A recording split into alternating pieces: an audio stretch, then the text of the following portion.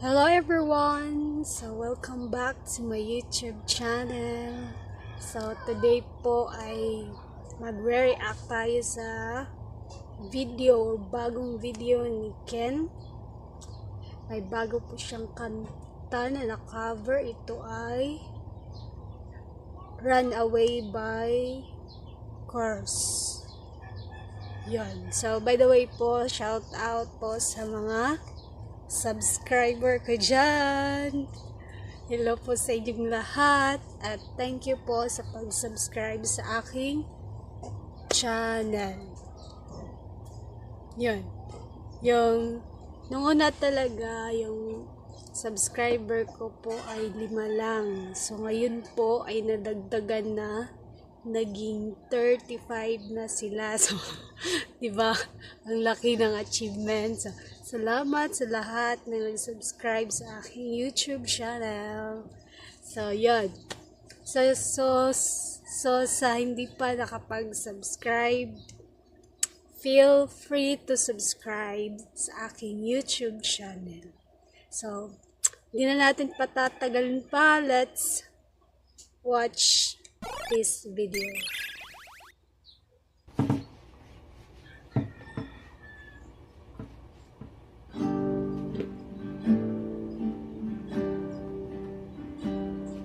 Galing niya talaga mag-gitara, diba?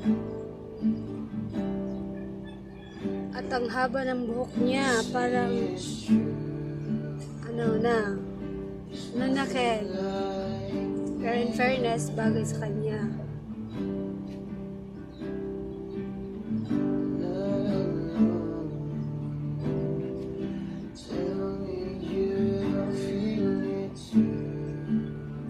Ramdam niya talaga yung kanta.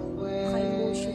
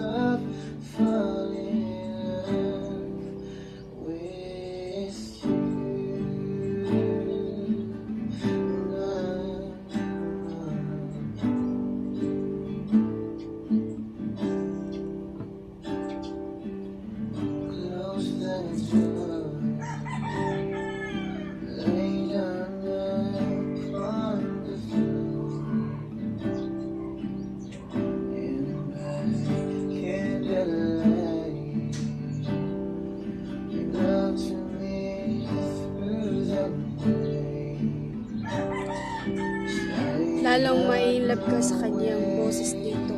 Napakaklaro. Suabe.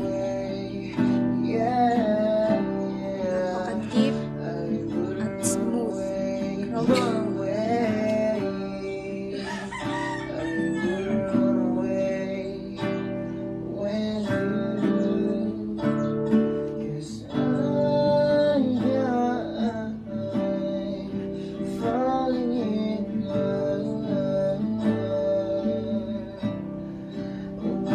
Guwapo din Ken.